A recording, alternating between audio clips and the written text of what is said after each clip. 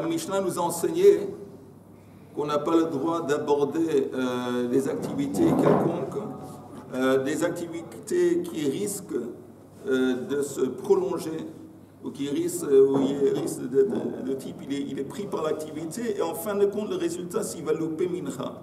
Ok, ça c'était la Mishnah. Et maintenant on est arrivé à peu près 12 lignes dans le bas de la page Meimatai Hatralat Tisporet. Vous voyez, on est arrivé jusque là l'autre fois. Meimatai Hatralat. Dans ma Gemara, le début de la ligne c'est Hatralat Tisporet. À peu près 12 lignes, 13 lignes dans le bas de la page. Là où il y a le dalet. Voilà. À partir de quand on a dit qu'il ne peut pas, une fois qu'aller au coiffeur ça commence, alors on ne va pas le forcer d'arrêter. Il va compléter ce qu'il fait et après il va prier mincha. Ça laisse entendre qu'il y a assez de temps. Okay? Encore une fois, on parle d'activité qu'il n'était pas censé d'entamer. Mais une fois qu'il a néanmoins entamé, on le laisse compléter cette activité. Après prier mincha, à condition qu'il y ait assez de temps. Alors là, maintenant, la Gemara demande c'est quoi le début de Tisporet, de se faire coiffer. Hamar Rav Avin, Mishianiach Ma'aporet Shal Saparin Al Birkav. Le moment qu'il étale, il y a une espèce de tablier qu'il met sur ses genoux pour faire comme un petit peu aujourd'hui. Faire en sorte que les cheveux ne vont pas tomber directement sur ses habits, ça tombe sur le tablier. Le moment qu'on étale le tablier sur ses genoux, ça c'est le début de la tisporet. Ça veut dire, une fois que ça s'est passé, on ne va pas lui dire, bon maintenant arrête-toi, lève-toi et va prier mincha. Non, il va compléter. Amar Rav Avin, Mishiyaniach Ma'aporet Shel Saparin Al Birkav. Voilà, on l'a vu. C'est quoi le début d'un bain? Comme on a dit, une fois qu'il va au bain public, il n'est pas censé d'aller, mais une fois qu'il va, ça continue. Alors c'est quoi l'acte qui définit le début de Merchatz? Amar Rav Avin, Mishe Ya'are Ma'aparto Hemeno. Le moment qu'il enlève, maintenant il marque loquette. C'est quoi Ma'aparto? Rachidi, Ma'aparto, Sudaro hu Rishon. L'afshatat begadav, c'est l'habit qu'il porte qui est à l'extérieur. Disons sa chemise. Alors le moment qu'il enlève sa chemise, voilà, il a entamé Merchatz. À partir de ce moment, on ne va pas lui obliger de s'interrompre. Meimatai Hatralat Boursaki, c'est quoi le début de la tannerie? Et quand est-ce que ça commence? Meshiksho ben ktefav. Il avait, Rachidi, il avait comme des espèces de choses qu'il mettait sur ses mains, des couvertures qu'il mettait sur ses mains pour ne pas se salir. Et c'était lié à ses épaules, il attachait ça avec des ficelles à l'épaule. Le moment qu'il mettait ça, ça veut dire qu'il a entamé Boursaki. Umeimatai hatralat achila. C'est quoi le début d'un repas? Rav Amar Mishiyito Yadav. Rav dit le moment qui fait Netilat Yadayim. Ça c'est le début. Rabbi Chanina Amar Mishiyatir Chagura. Le moment qu'il défait sa ceinture. Donc on a deux opinions différentes. C'est quoi, en quoi consiste le début d'un repas? Une opinion, c'est le moment qu'il fait Netilat Yadayim. L'autre, le moment qu'il défait sa ceinture. Velo pligé, en fin de compte, il n'y a pas de marloquette. Halan veha le'u. Un, ça concerne nous. Nous, c'est les Juifs en Babel. L'autre, ça concerne les Juifs en Israël. Pourquoi? Parce que les Juifs en Babel, ils se mettaient des ceintures.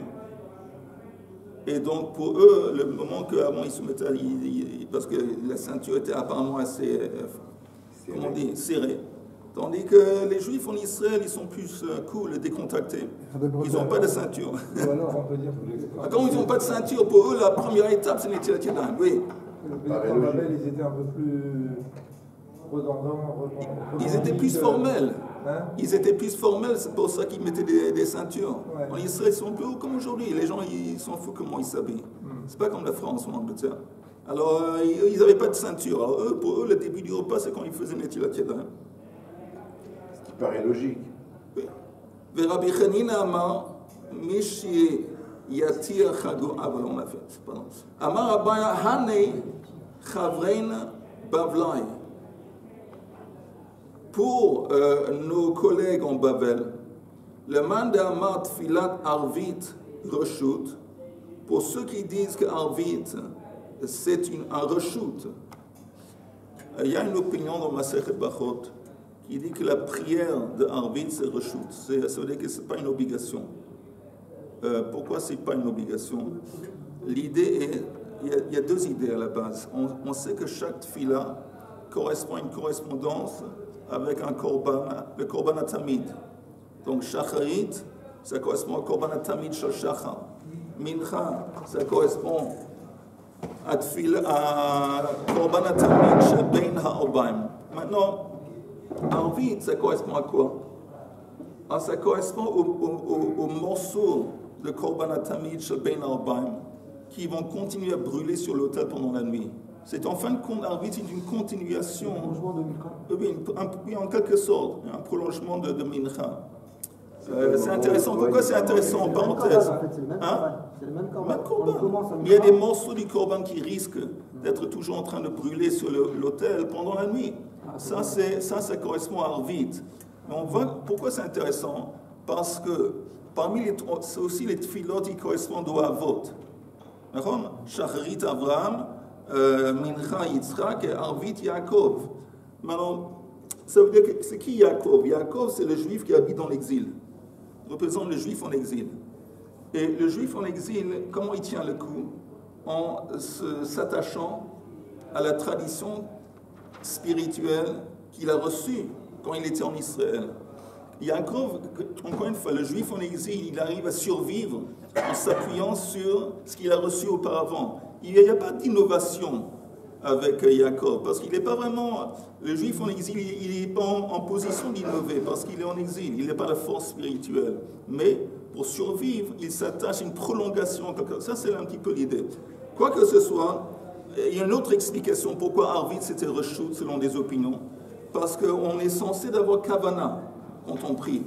Selon l'halakha, il faut avoir kavana au moins pour la première bracha de 19.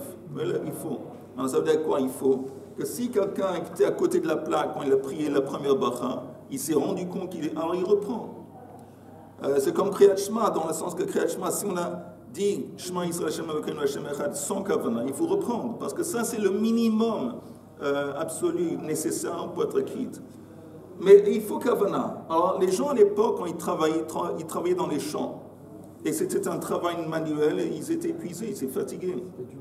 Souvent c'était le cas, une fois que le soir arrive, ils n'étaient pas en position de prier avec kavana.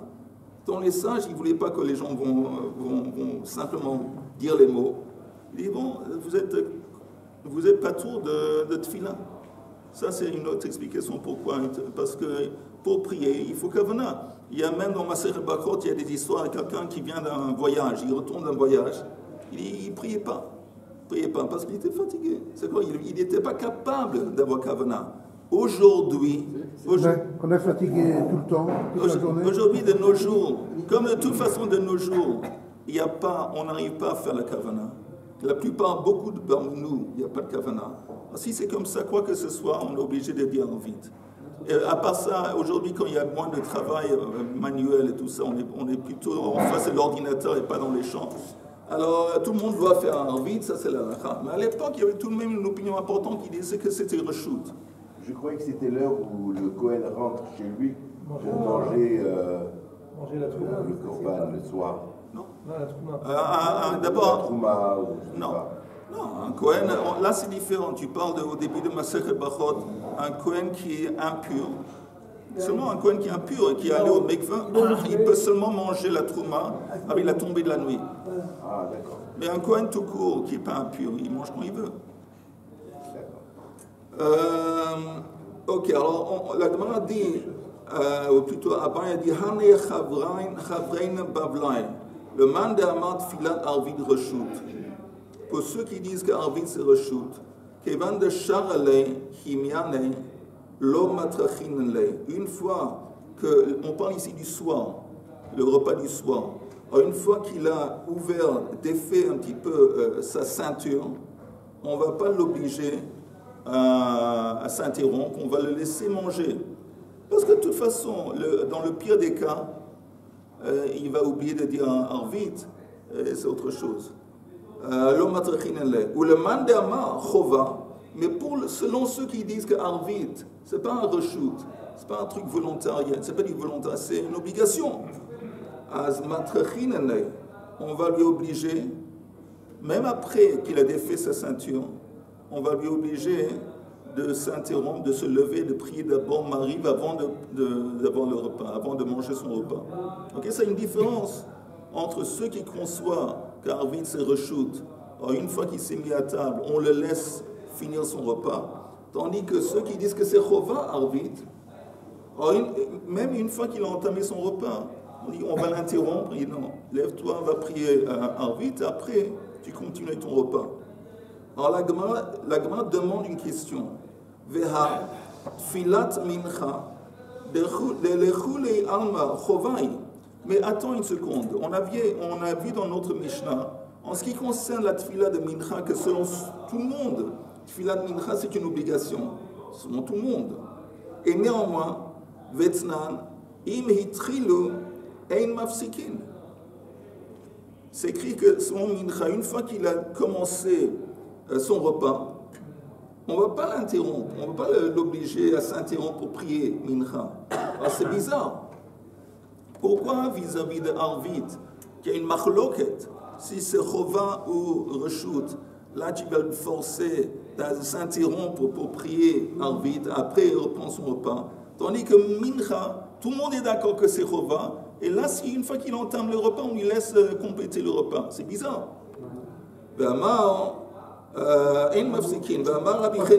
Parce qu'il y a une autre mincha après, c'est pour ça, c'est de secours. Arvit aussi, qu'est-ce que c'est que Arvit, tu peux prier Arvit plus tard dans la nuit. Mais il risque de s'endormir. Alors la Gemara dit alors la réponse est en haut de la page suivante. Il y a une réponse importante. Hatam lo shricha shikhut. Quand on parle d'un repas de l'après-midi, avant Mincha, la norme, c'est pas courant qu'on boit. Donc il n'y a pas de peur que le type, il va boire et à cause du fait qu'il a bu, il risque ou de s'endormir ou d'oublier. Dans le cas du repas de l'après-midi, il n'y a pas vraiment shikhut. Tandis que le soir, c'est beaucoup plus courant que les gens ils vont boire un petit coup le soir. Et donc là, en plus, ils sont fatigués. Alors là, il y a vraiment un danger concret, un risque concret que le type, il va s'endormir. Il va louper Marie. Donc on est plus sévère le soir parce que le repas du soir, apparemment, il y a plus de possibilités de shikhut qu'il va boire et pas pendant le repas avant Mincha. Tout le monde a compris? Ouais. On ouvre la bouteille de champagne. C'est interdit. J'ai pas compris. Vous avez d'ouvrir la bouteille de champagne. Le repas de l'après-midi, la norme, les gens ne buvaient pas. Pourquoi? Parce qu'ils savaient qu'après le repas, ils étaient censés continuer de travailler. Donc, comme les gens ne buvaient pas pendant le déjeuner, il n'y a pas vraiment de risque qu'une fois qu'il commençait à manger son déjeuner, il va oublier Mincha. Tandis que le soir, il y a, oui, apparemment, souvent il y a des gens qui buvaient un petit peu avec le repas du soir. Et en plus, ils étaient fatigués à la fin de la journée. Il y avait beaucoup plus de risques qu'ils vont s'endormir et oublier Arvit. C'est pour ça qu'on est plus sévère à Arvit. On lui dit, tu sais quoi, même si tu as commencé à entamer ton repas d'Arvit, tu t'arrêtes, tu pries Arvit. De faire Arvit avant de manger. La lacha, c'est pas la lacha en parenthèse. La lacha est qu'on n'a pas le droit de manger un repas avec du pain. Avant de prier Arvit. Mais s'il y a un minyan kavua, et s'il y a quelqu'un à la maison, comme ta femme, que tu sais que si tu t'endors, elle va te réveiller, alors oui, tu peux avoir un repas avec du pain avant Arvit. Mais seulement s'il y a un minyan kavou après, et en plus il y a quelqu'un à la maison que tu peux faire confiance que si tu t'endors, il va te rappeler, il va te... Okay. Mais là, on ne voit pas le côté. Hein? On voit pas le côté s'il boit, c'est qu'il va être un peu sous et c'est pas bien de prier avec quand il a pris de l'alcool. Ça c'est vrai, apparemment les gens d'aujourd'hui ils boivent moins. À part en France. Birkat Kohanim. Oui. Birkat Kohanim. Il ne faut pas Birkat Kohanim à Mincha. Et ils ne prennent pas non plus le soir. Parce qu'ils risquent de boire. Ah, mais il y a de toute façon, il n'y a pas de Chazara le soir. Mais pourquoi ils ne font pas Birkat Kohanim à Mincha? Justement à cause de ça. Oui, mais on vient de dire qu'à midi, les gens n'ont pas l'habitude. Oui, mais c'est pas tout le monde. Ça, c'est une bonne question. Ça, c'est une très bonne question. Yehuda, il dit un truc. Il dit que nous, c'est la raison pour laquelle il n'y a pas de Birkat Kohanim, normalement, Mincha. C'est parce que on a peur que les Kohanim, ils ont bu un petit peu. Bon, peut-être parce qu'un Kohen, pour dire Birkat Kohanim, même le moindre alcool, la moindre quantité d'alcool lui est interdit. Là-bas, ce n'est pas un problème de shikhout. On n'a pas peur que les gens vont se saouler pendant le déjeuner, parce que tout le monde, y compris les Kohanim, ils vont travailler après. Mais pour dire Birkat Kohanim, même un Kohen, il est beaucoup plus sévère envers lui. La moindre quantité d'alcool lui serait interdit, et donc peut-être c'est lié à ça. Mais c'est une très bonne question. Ok. Une autre explication. Inami, c'est la deuxième ligne d'en haut. Bemincha, kevan de kfia la zimna, mirtat, velo ate le mifsha. L'après-midi, comme en ce qui concerne Mincha, il y a un temps fixe de kfia la zimna. Mirtat, le type il a peur, il va avoir peur quand il mange. Il ne va pas se laisser entraîner, il ne va pas oublier. Veloat et le mifsha. Tandis que Arvit, kevan de chula leila zman Arvit, en ce qui concerne la prière du soir, toute la nuit est apte. On peut prier Arvit pendant toute la nuit. Ce n'est pas le cas avec Mincha. Ici, on parle de Mincha, on parle de, je ne sais pas, à partir de 3h de l'après-midi, 4h de l'après-midi. Il y a quelques heures qui restent, dont le danger il est plus immédiat. Il est plus immédiat, et donc le type, il ne va pas se laisser, il est sur le qui-vive, il ne va pas se laisser emporter par le repas pour faire attention de ne pas louper Mincha. Tandis qu'Arvit, il sait qu'il a toute la nuit devant lui. Et donc il risque d'être trop cool. Et dire bon, plus tard, à force de repousser, il risque de s'endormir et pas prier Arvit. L'omirta, le mot quatrième ligne d'en bas, le mot l'omirta, c'est qu'il ne va pas avoir peur. Ve'at et le mifsha, il risque à cause de ça d'arriver et de transgresser. Ok. Matkifla Rav Sheishet, Tchichuta, le Meisa Hemyane. Il dit quoi? Je ne comprends pas. Est-ce que c'est tellement compliqué de remettre sa ceinture? Une fois qu'il a ouvert sa ceinture, il dit bon, on ne va pas lui dire de remettre sa ceinture, de renfermer sa ceinture. Il continue. Il dit quel est le problème? Tu me dis, c'est quoi le début du repas? Le début du repas, que quand il est type, il se défait la ceinture un petit peu. Il y a un big deal. Le type, il s'est défait la ceinture. On lui dit maintenant, remets-le, resserre, ma baya, et va prier Mincha. C'est ce que je pense qu'il est en train de dire. Matkif la Rav Sheish et Trichut, le Meisa Himyana, est-ce que c'est tellement inconvénient de resserrer sa ceinture? Mais en plus, les coups, il a qu'à prier sans ceinture. Ok, il a défait sa ceinture, donc il a prié sans sa ceinture. Comment dire en anglais? Big deal. Comment qu'ils mettent le gartel? Big deal. Alors la réponse est Meshum Shneemar Hikon Likrat Elokecha Israël. Il y a un verset qui vient de Amos qui dit Hikon, prépare-toi. Comment on dit en français? Likrat, à la rencontrer bien. Prépare-toi quand tu es sur le point de rencontrer ton Dieu Israël. Okay? Donc, ça veut dire quoi, prépare-toi? prépare-toi, fais-toi présentable. Voilà. Fais-toi présentable. Et il y a cette idée qu'on n'est pas censé d'avoir l'air délabré quand on prie la mida, on prie. Et donc la ceinture, c'est important. Qui me dit, bon, il n'y a pas de ceinture, prie sans ceinture. Non, c'est pas... Mechoubad. Et maintenant, c'est quoi Mechoubad?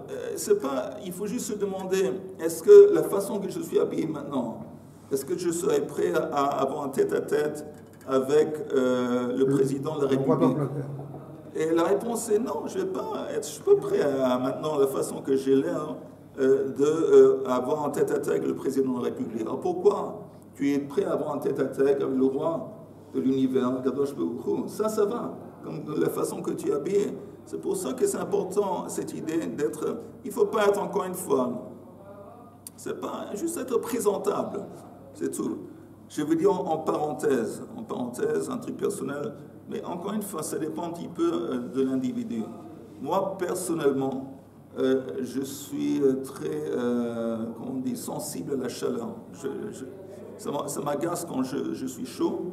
Et donc, même dans le Shabbat, normalement je mets un costume le Shabbat, chapeau et costume, mais pendant le matin, quand il fait chaud l'été, je ne mets pas ni chapeau ni jaquette. Pourquoi? Parce que ça m'agace. J'ai du mal à prier quand j'ai chaud. Donc, encore une fois, il faut trouver le juste, un équilibre entre se sentir bien dans sa peau, confortable, et bien sûr être présentable.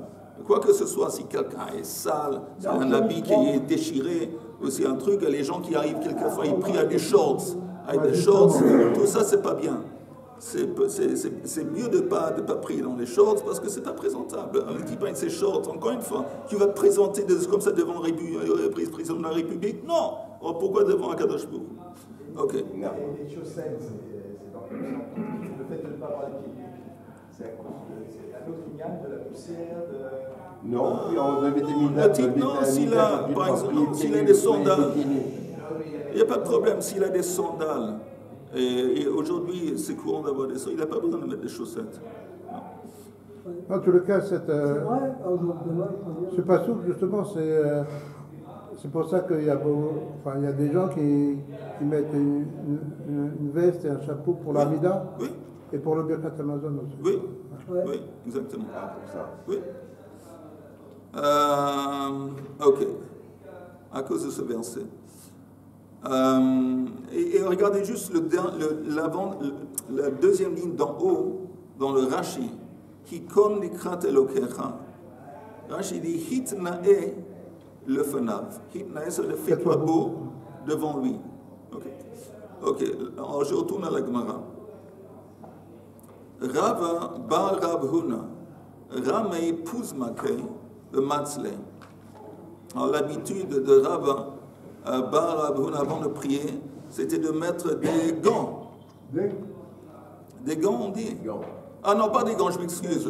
An pilaot, chashuvim beraglav. Il mettait des chaussures de classe, il y a des belles chaussures avant de prier. Peut-être avant il était pieds nus, maintenant il mettait des bonnes chaussures avant de prier. Amar, et il se disait, Hikon likrat elokecha Israël. Il disait, ça c'est la raison. Et ceux qui travaillaient dans les champs? C'est différent, ils ne vont pas devoir mettre des belles chaussures. Mais néanmoins, ils vont devoir faire gaffe, qu'ils ne vont pas commencer à prier quand ils sont sales, ils vont devoir, et autant que possible, encore une fois, j'ai dit autant que possible. Rava, shadei glimei, ou fachar yadei vematzle. Ici, on a l'opposé. Rava, avant de prier à Mida, shadei glimei, il enlevait son habit. Au lieu de s'habiller, il enlevait son habit.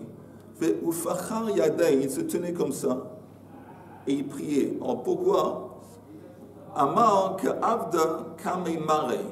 Il dit, je me présente devant Hachem comme un esclave devant son maître. Je n'ai aucun orgueil. Quand j'avais le beau manteau et tout ça, quand je frime tout ça, non. J'enlève le manteau. Et là, c'est tout à fait une autre guicha contraire. Comment se présenter devant Hachem. Amar Rav Ashi Chazin le Rav Kahana. Alors Rav Ashi témoigne que j'ai vu, en ce qui concerne Rav Kahana, qui est que Tsa'ara Ba'alma, quand il y avait un malheur dans le monde, Shadei Glime ou Fachan Yadei Bematzle. Alors il avait l'habitude d'enlever son manteau, de tenir ses mains comme ça et de prier. Amar que Avda Kameimare. Il disait comme un servant devant son maître. Un serviteur, merci. Qui et que Shlama, tandis que quand il y avait de la paix dans le monde, la viche, au contraire, il s'habillait, ou mitkasei, ou mitatef, bematzle. Il se faisait beau, il mettait son chapeau, il mettait son chose, et il priait. Amar, hikol nikrat elokecha Israël. Donc on voit un petit peu la façon qu'on se présente selon les sages, et ça dépendait un petit peu de ce qui se passait dans le monde. S'il y avait un malheur, ils enlevaient le manteau et les choses, et s'il y avait au contraire la paix, ils se faisaient présentables, et voilà. Rav Chazieh le Rav Hamnuna de Kama'arich Betzlote. Rav a remarqué que Rav Hamnuna était en train de prolonger sa prière. Alors il s'est fâché, il lui a réprimandé. Pourquoi Richard est-ce qu'il a réprimandé un juif qui prie longuement? Amar menichin chaye olam ve'oskim bechaye sha'a. Il dit, il est en train de mettre de côté la vie éternelle pour s'occuper de la vie, comment on dit, la vie qui n'est pas éternelle, la vie qui est éphémère. Hein?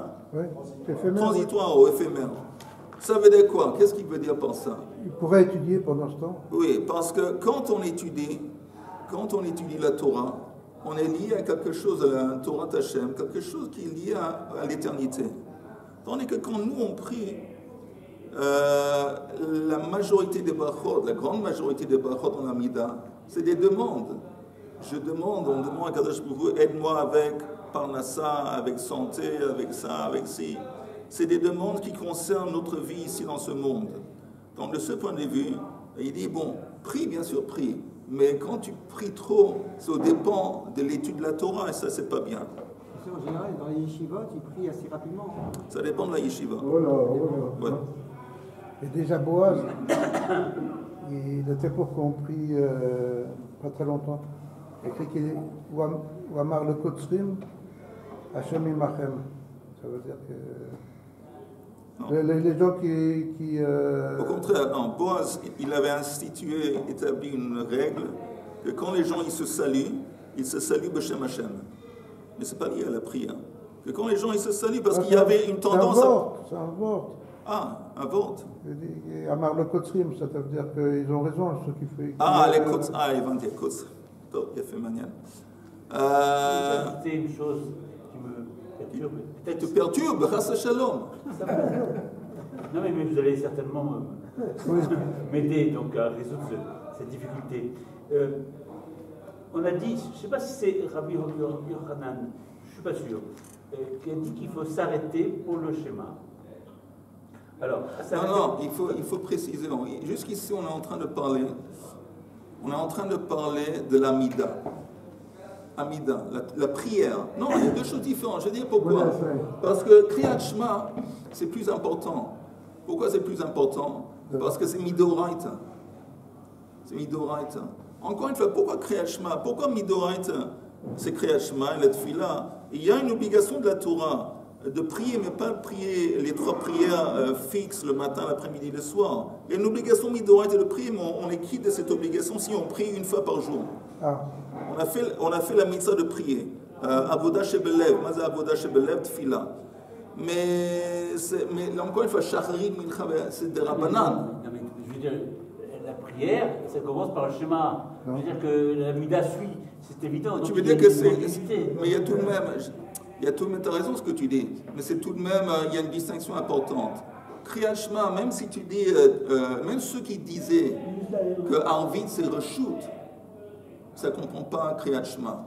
Le type, il va tout de même devoir dire Kriyat Shema Même selon l'opinion qui dit Arvit, tu n'as pas besoin de le faire si tu es dans tous tes états. C'est deux mitzvot différentes. C'est deux mitzvot différentes complètement. Pardon? C'est deux mitzvot de... Oui, deux mitzvot différents, encore une fois. Et pourquoi Kriyat Shema c'est tellement important? C'est Kabbalat Ol Malchut Shemaim. C'est reçoit sur nous-mêmes le joug de la servitude, de servir à Kadosh Baruch Hu. Ça, c'est primordial. C'est important si tu es. En plus, tu es quitte de cette mitzvah avec une phrase. Shema Israël Hashem Elokeinu Hashem Echad. Même si le type il est fatigué, il est vraiment dans tous ses états, il peut dire ça avec Kavanah, ça prend 30 secondes. Mais ce prier Amida, ça demande plus de concentration. En plus, c'est des Rabbanan, et donc on est plus cool en ce qui concerne Arvit du soir. Le Shema Israël, c'est pas une tefila, Non. C'est une déclaration. Une déclaration très importante. Oui. Et pourquoi on fait Kriyat Shema? Pourquoi c'est 2 fois par jour? Oui, pourquoi c'est vrai que dans la Torah, la source de Kriyat Shema, comme Yehuda vient de dire, tu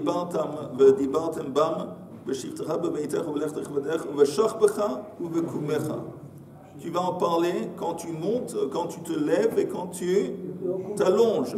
Mais pourquoi c'est comme ça? À part le fait que c'est écrit. Parce que, comme on a dit, l'essence de Kriyat Shema, c'est le Kabbalat Ol Malchut Shemaim.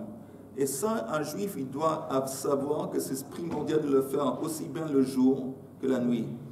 La nuit, ça symbolise Esther Panim, les mauvais moments. Et l'exil. L'exil, Esther Panim. Et le jour, ça symbolise, au contraire, good times. Quand tout va bien, le soleil brille et on entend les oiseaux qui chantent et tout ça. Il faut être branché à Kadosh Baruch Hu avant Kabbalah Ol Malchut Shemaim. Aussi bien les bons moments et les mauvais moments. Et encore une fois, en parenthèse, très vite, le Rav Shimshon Raphaël Hirsch, il parle de la mitzvah qui s'appelle Korban HaTamid. Korban HaTamid, comme le nom indique, c'est une mitzvah, une offrande qui s'offre constamment, chaque jour de l'année, pas important, Yom Kippour, Shabbat, chaque jour Korban HaTamid. Et le Korban HaTamid consiste du même animal. C'est quoi l'animal qu'on utilise pour Korban HaTamid? C'est un mouton qui jeûne. C'est un peu plus âgé qu'un agneau, mais c'est comme un mouton de pas plus qu'un an. Entre 12 et 13 ans. Oui, jusqu'à 12 mois. Un agneau. Ok. Alors pourquoi ça? Alors Rav Hirsch, il dit deux choses. Il dit que, et en plus, cet agneau, ce mouton, on n'a pas le droit de la porter ligotée. On doit la porter sans le ligoter, on met sa tête en terre dans un truc et on fait shrita. Il dit, cet agneau, il symbolise 2 aspects. Un, c'est un mouton. Et un mouton, comme on dit à quelqu'un, tu te comportes comme un mouton, c'est un peu péjoratif, ça veut dire que tu te laisses faire. Oui, mais tu t'annules. Tu t'annules. Et il dit qu'Avodat Hashem, c'est très important cette qualité de s'annuler. S'annuler devant Kadosh Baruch Hu. Et c'est ça qui symbolise ce mouton. Mais aussi, en attendant, ce mouton, il est jeune. Il est jeune. Il a une vitalité. Il a une force. Il dit aussi, c'est très important, que le service qu'on ne va pas, je suis battel, je suis annulé. Non. Avec toute ta vitalité, avec toute ta force, tu investis tout ça dans le service de Kadosh Baruch Hu. Il dit ces 2 aspects du mouton, qui est jeune, la vitalité et l'aspect de s'annuler. Il dit ça, c'est le même mouton qu'on est censé offrir le matin et le soir. On est censé, quoi que ce qui se passe dans la vie, qu'il y a des hauts ou des bas, toujours servir à Kadosh Baruch Hu avec ces deux attraits, ces 2 qualités. L'annulement devant la volonté divine et la vitalité et la joie dans le service divin. Et ça, c'est bon. Je ne sais pas comment on est arrivé à ça, mais ok. C'est différent, c'est exemple. Le sujet du coiffeur, le sujet de la nourriture, tout ça. Apparemment, c'est avant d'avoir une activité, le matin charit, et le soir à Arvit, après avoir été en activité. Donc, si vous voulez, c'est pour glorifier quelque chose de particulier. C'est-à-dire que le fait de s'interrompre ou pas s'interrompre lorsqu'on a une activité, par exemple le coiffeur, etc.,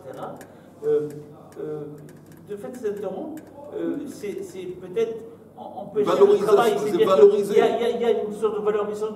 Le travail se fait après la prière. Alors encore une fois, ce que tu dis, c'est vrai, bizarrement. Mais c'est le matin, c'est vrai ce que tu dis, Richard, que le matin, ça s'applique. Ça veut dire quoi? Le matin, on n'est pas censé de s'occuper avec nos affaires avant de prier. Parce qu'on met en précédence, on met en relief la première chose qu'on fait quand on se lève, on est censé de servir un Kadosh Baruch Hu. Et cette précédence de la Vodat Hashem, c'est ça justement, c'est une valorisation. C'est de mettre des choses en perspective. Mais ici, dans notre Mishnah qui parle de Mincha et Arvit, c'est pas tellement cette idée, c'est plutôt simplement la peur que si tu commences des activités où il y a un danger que tu te laisses emporter par l'activité, il y a un danger que tu vas louper la prière. Ça, c'est autre chose, c'est une autre idée. Ça interrompt son travail pour Mincha. Ça valorise Mincha, ça donne plus d'importance. Oui, bien sûr. Si le type, il est au milieu de son travail, et Mincha, c'est dans 10 minutes, et après, c'est trop tard. Il doit interrompre son travail pour faire Mincha. Encore quelques lignes. Rava. Alors, on a vu que Rav Hamnoun s'est fâché quand il a vu Rav s'est fâché quand il a vu Rav Hamnoun qui prolongeait sa prière. Alors comment Rav Hamnoun répond? Vehu savar zman tfila lechud vezman Torah lechud. Lui, il a dit ça dépend. Il y a un temps pour tout. Il y a un temps pour la prière. Il y a un temps pour l'étude. Ne me dis pas que quand je prie, ça dépend de l'étude. Non. Je peux prolonger la prière parce que maintenant c'est le temps qui est consacré à la prière. Donc il y a un temps pour la prière, un temps pour l'étude. C'est pas que je fais ça au dépend d'eux. Rabbi Yirmiyah habiyativ kamed Rabbi Zera v'havu aske b'shma'ata. Alors il y avait Rabbi Yirmiyah qui était en train d'apprendre ensemble avec Rabbi Zera aske b'shma'ata dans une sugiya. Naga litznuye. Alors, il y avait le moment est venu de prier. Et Rabbi Yirmiyah a commencé à se bouger comme pour se lever pour prier. Kareale, donc son Chevuta, celui qui apprenait avec lui a dit Kareale Rabbi Zera, Meisir Ozno Mishmoa Torah, Gam Tfilato Toeva. C'est dur. Il dit celui qui ferme ses oreilles et s'empêche d'entendre la Torah, aussi sa prière va être considérée comme dégoûtant. Toeva. Donc il y a une réprimande. Il dit qu'est-ce que tu fais? Tu fermes le livre et tu vas cesser l'étude pour prier. En ta prière aussi, tu vas voir, c'est très dur comme la chambre. Ouais. Donc voilà. Encore une fois, on voit que les sages, autant qu'ils valorisaient la prière, c'est clair que l'étude de la Torah, en quelque sorte, ça précède, c'est plus important. Pourquoi, encore une fois, en gros? Parce que quand nous on prie, c'est qui parle? C'est nous. Et quand on étudie la Torah, c'est qui parle? C'est Akadosh Baruch Hu qui parle. Et nous, on étudie. Alors, normalement, quand Akadosh Baruch Hu parle, c'est plus important que quand nous on parle. Ok. Encore 2-3 minutes. Mais maintenant, c'est quoi le début d'un... Comment on dit din en français? Un procès, un jugement, un procès. Parce qu'on a dit encore une fois, le moment que ça commence, on ne va pas lui dire de s'interrompre. C'est quoi le début? Rabbi Yirmiyah ve Rabbi Yona chadama mishi tatfu dayanin. Il dit que le moment que les dayanin ils mettent leur talit sur leur tête. Pourquoi, entre parenthèses, les dayanim, les juges, ils avaient cette habitude de mettre un talit sur la tête? Pourquoi nous on met un talit sur la tête quand nous on prie? Nous on met un talit parce que c'est comme yir'a. Yirat Shamayim. C'est comme une crainte. C'est une espèce de crainte, on a sur nous le talit. La même chose ici, que les dayanim étaient conscients qu'en fin de compte, ils sont en train de juger selon la Torah. Et la Shrina, la présence divine, se trouve parmi les dayanim. Et ils étaient en crainte de ne pas se tromper. Alors il dit, le moment que les dayanim se mettent le talit sur eux, ça veut dire ça c'est le signe que le procès a commencé, le jugement. Il y a une autre explication, Vechadama, Mais chez Yifteru Ba'alei Dinim, il dit non, le début du procès, c'est quand les... Comment on dit Ba'alei Dinim? Les plaideurs. Quand les plaideurs commencent à plaider. Ça, c'est le début. Et la Gemara dit, en fin de compte, il n'y a pas de contradiction. Velopligay. Had askei ve'atu bedina. Ah, on parle où ils étaient déjà en train de siéger, les Dayanim. Donc, comme ils étaient déjà en train de siéger et de juger, et simplement il y avait des jugements différents qui venaient pendant. Ils jugeaient ce cas après un autre cas, après un autre cas. Donc, ils avaient déjà mis le talit. Donc, pour eux, le commencement d'un cas, ce serait quand les plaideurs commencent à plaidoyer. Tandis que celui qui dit que c'est quand les dayanim, ils mettent leur talit, ha delo aske ve'atu bedina. Ça, c'est qu'on parle du matin, qu'ils n'étaient pas au milieu de juger, c'était au début de la journée. Alors là, le début, c'était quand ils se recouvraient avec un talit. Ok. Encore une ligne. Rav Ami Rav Asi havu yad vegarse beini amudei. Alors il y a Rav Ami et Rav Asi qui étaient en train d'apprendre entre les colonnes. Quoi les colonnes? Il y avait des colonnes dans une salle ou quelque chose. Au-dessus des colonnes en haut, il y avait un endroit comme un Beit Midrash où ils apprenaient et aussi où ils jugeaient. Vekol sha'ata v'sha'ata, et à chaque heure, havu tafre à Ibra de Dasha. Ils interrompaient leur limoud, leur étude, pour taper à la porte et pour vérifier s'il n'y avait pas quelqu'un de l'autre côté qui attendait de rentrer, d'être jugé par eux.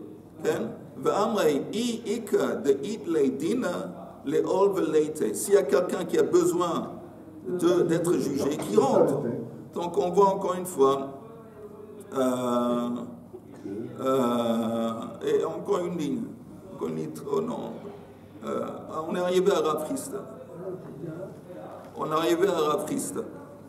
Ok? Blineda, on reprend ça mercredi.